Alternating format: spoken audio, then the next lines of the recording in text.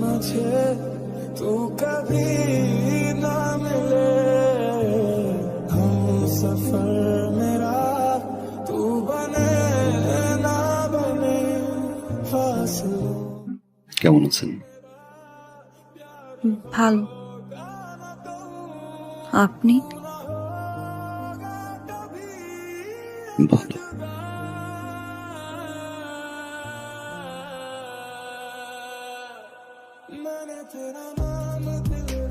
এটা রাখো ভাইয়া।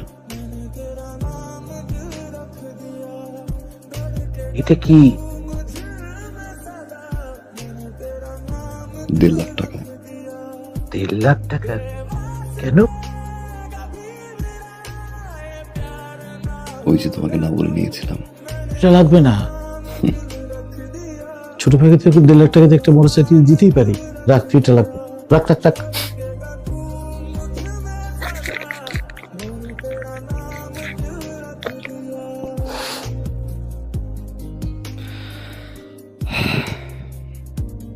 থ্যাংক ইউ ভাইয়া।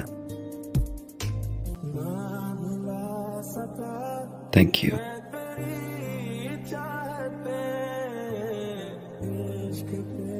তোমার কাছে এটা 1.5 লাখ টাকা হতে পারে,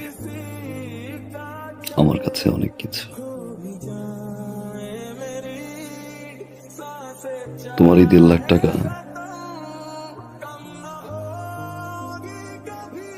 আমার এই জীবনের মোড় ঘুরিয়ে দিয়েছে ভাইয়া।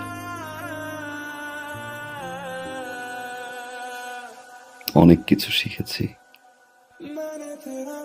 অনেক কিছু দেখেছি, অনেক কিছু পেয়েছি ভাইয়া, আবার অনেক কিছু হারিয়েছি।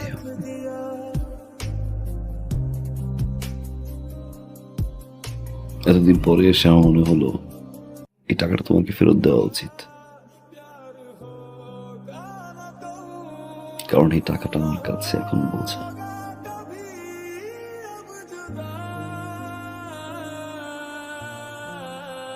রাখো ভাইয়া, বাবা মায়ের জন্য দোয়া করবা। আসি ভাই। বসবি না, কিছু খাবি?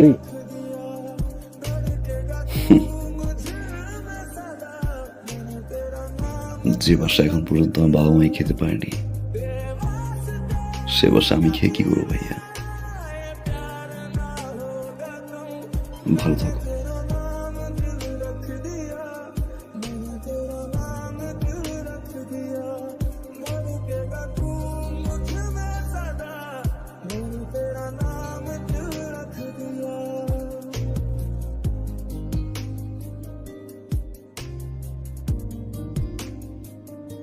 মা,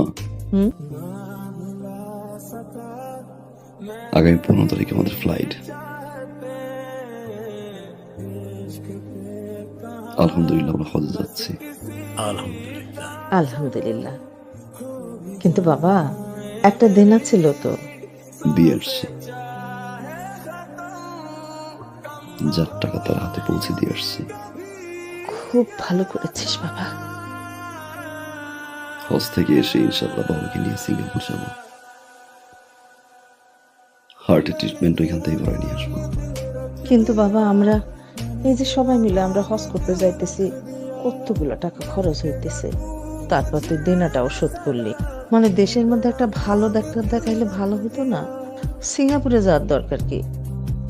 দেশের ডাক্তার তো রেফার করলো না, এত কিছু ভাবতে হবে না। আমি যতদিন আছি তোমাদের সেবা করে যাব। সারা জীবন তো চালাই গেছি, এবার একটু সেবা করার সুযোগ দাও।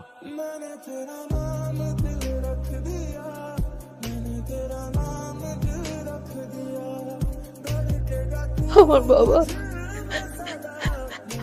আমার তোর পাশে রাখুক বাবা। আমার পাগল ছেলে মানুষ হয়েছে, আমার আর কিচ্ছু লাগবে না বাবা, আর কিচ্ছু লাগবে না।